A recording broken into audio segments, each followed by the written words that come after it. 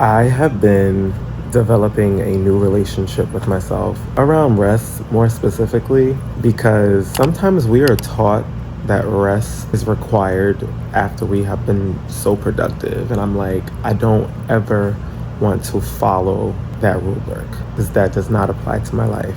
I remember there was times I was like, you know what, I can't rest until XYZ gets done. And it's like, no, XYZ actually gets done when you rest. It's not, you don't earn it by doing it. You just simply do it and you take the permission to just rest. Rest is essential to the journey. And I think as I get older, I'm recognizing how important it is, especially for what I want to do and the life that I want to create, because I need to be sitting my ass down a little bit. You know what I'm saying? Like, I really enjoy just being here. I actually filmed so many videos this past week, and I decided that I'm gonna take a day to edit. Today's that day. I edited about 4 to 5 videos, so I feel really good about that. But also too, you know what I've been thinking about lately? I've been thinking about my limitations and like where do they lie? You know what I mean? Asking myself those really big questions. Where do my limitations lie? But also, who am I when no one is watching me and I'm not showing up on the internet? Do you guys ask yourself that question? Like, who am I when I'm not showing up on this internet? Or I'm not showing the good, the good. Am I okay with who I am? Am I okay with who I'm becoming? Am I okay when I sit with myself? Am I timid? Am I scared? Am I lonely? Am I always feeling like I need to do something? I feel like I need to move. Like, who am I when I'm completely sad? Important it is to really enjoy the journey. And honestly, having positive thoughts can really truly change and impact your life in such a major way, because I feel like only positive things can happen. All right, so let's see.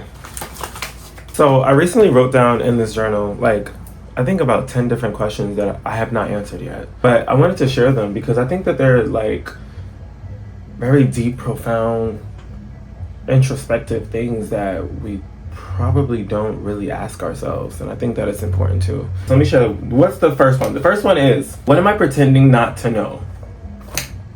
This part is like speaking to the denial.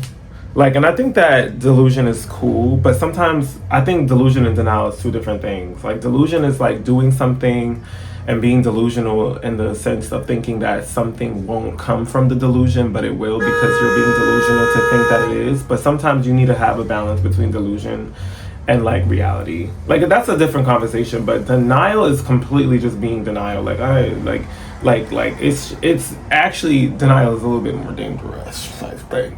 Question that I've been asking myself, what am I pretending not to know? That's the question that I wrote. I haven't answered it yet, but I thought it was a really interesting question. The second one was, what part of me am I ashamed to show? A lot of people hold shame. I think shame keeps us from everything. It keeps us from experiencing life. It keeps us from experiencing people. It keeps us from loving ourselves. It's a real deep one. This one, I was like, gagged. What do I keep forgiving to avoid being alone? What do I keep forgiving to avoid being alone? This one was piercing because I was just like, it really made me think, like, do I avoid certain things just so I don't have to be alone? And I'm just like, wow, like, that really struck a chord, because I think certain feelings are coming up, but I can't pinpoint it to anything. So I can't wait to get into that. The fourth one was, what is the payoff for staying the same? What is the payoff for staying the same? Okay, there's a couple of different ones in there. I just cannot wait to sit down and actually get into it. It's gonna be dope. Another thing too, a friend of mine gifted me the Battlefield of the Mind Bible by Joyce Myers. It's a thick gully. I'm not saying that for a Bible. It's probably one of my favorite books that I come back to all the time. She gave this to me when I was going through a really, really, really rough time in my life.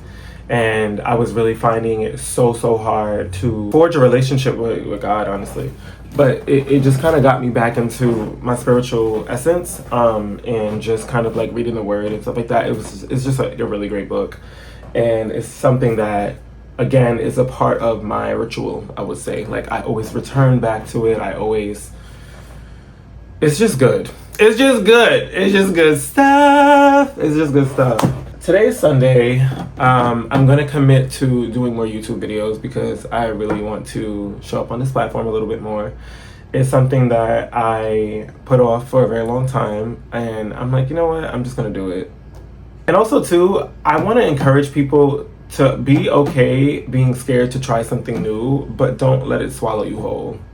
Do you know what I mean? Like, be okay with trying something new. The fear of trying something new there's also excitement behind that. Do you know what I'm saying? Like, the fear, low-key, is excitement. Because if you're fearful of something, it's because you just don't know what the end result's going to be, or you just don't know what it's going to feel like while you're doing it. You know what I'm saying? But when you're doing it, you're like, oh, this wasn't that bad. So then there's like excitement that comes right after the fear. Like, they kind of marry each other a little bit if you think about it. So I'm really excited to show up here. There's a couple of things that I'm going to be working on. I'm not going to even mention them now because, again, it's one of those things where, like, I just want to make promises to myself right now, and I really want to be committed to the promise, and I really want to have, what did I say earlier? Devotion. Yeah? Clock that thing! Clock that thing! To change your life, you really just have to be in the right space at the right time, but also you have to have the right mindset, and you have to also believe that whatever it is that you're in search of is searching for you too. All right, I'm off to the gym. Look at this huge bottle that I have. I love it.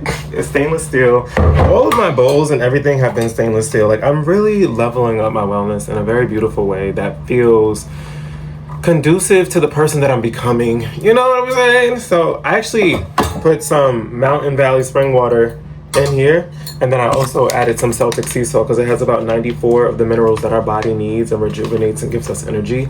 So I use it almost like a pre-workout almost. Love it. ADHD. All right, I'm gonna take you guys with me to the gym today, actually. So this should be interesting. I'm gonna see if I could post. I don't know how I'm gonna get the shots, but we gonna figure it out. We gonna make it work. We gonna make it do what it do, baby. Update, I'm still here. I forgot that I needed to take my pills before I go. So I've been on this, I used to take these pills back, I wanna say a couple years ago. So this is like my wellness section up here. So I used to take these things from GNC Amp. It's called RIP non-stim, because like non-stimulant, because I really don't do well with caffeine. But these are great. It has CLA in it, and it also has a Water X pill, and it has a multivitamin. I love it. When I was taking these pills, this stack before, my body was in its best shape. I used to go to the gym like 6 times a week. Sometimes I would go twice a day. When I tell you I had like 12 packs, couldn't tell me nothing. So it was really good. Like, I'm like, you know what was I doing when my body was at its peak? I said, the GNC Sim Pack. I really like it, so I'm getting ready to take the pills for it right now.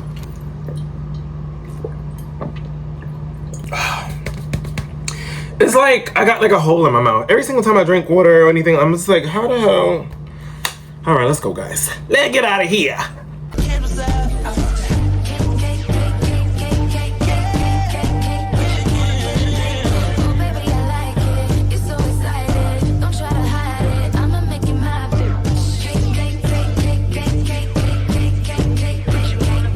All right, so I finished my workout. I think I got a pretty good, decent workout. I said I was only going to be there for like an hour, but I ended up staying longer than an hour. Right now, today is Pride, so if you know, you know.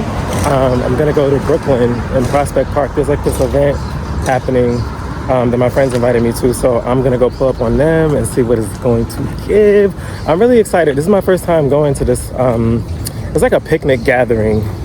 I don't want to, actually, just call it a gathering. I don't know why it's a picnic, because there ain't going to be no food there. So I'm definitely going to make something to eat before I head out and go over there, because there's not going to be no burgers, no glizzies, no none of that. So it's given very much BYOB. But we're going to see what it's given. in just a second. And I'm gonna take y'all on a journey with the kid, and we're gonna see what it's giving. I didn't get any footage from Pride.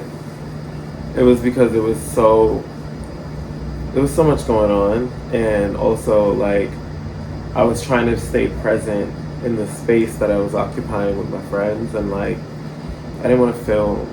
I wanted to be present, and so I know I was like, oh, I'm gonna take you guys on this journey, and it was so beautiful to see so many beautiful Black people feel so liberated in their bodies and their sexual preferences, and just being comfortable with being like flamboyant, you know, just kind of like exercising their rights, their body, and like it was just nice, and it was very beautiful conversations that I was having with people. People looked really like just really in love with themselves, you know?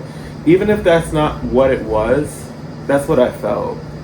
Does that make sense? It was a really beautiful time. Right now I am trying to lock in on some finalizing for edits for a project. Let me just say that. You know, it's so interesting, right? Like when we think about creativity and we think about all the things that it requires to be creative, it's okay to have a 9 to 5. You know what I'm saying? Don't shame yourself for having a 9 to 5. Baby, because you still got to get the bills paid. Okay? You still got to get the bills paid. But make sure you create space for your art as well and your creative flow too. Like, work the 9 to 5, make sure you have a 5 to 10. And I'm not saying you have to work 5 hours on your dreams, but like, give yourself at least 2 to 3 hours after your 9 to 5 to really hone in on your dreams too. I think they deserve that. They deserve a place to breathe. They deserve a place to live. They deserve a place to be desired. You know what I mean? Like, you gotta low key, you gotta treat your dreams like a relationship, one that you actually value. You know, like if you value a relationship in your life, you're giving it love, you're giving it attention, you take it on dates, you're intentional, you speak kindly to it, speak love into it. And I feel like we got to do that with our dreams. You know what I'm saying? Like, we got to do that with our dreams. You got to save time. You got to save time for it. It's a must. It's a must, because before you know it, time flies. So I'll talk to you guys more about that, but until then, bye for now.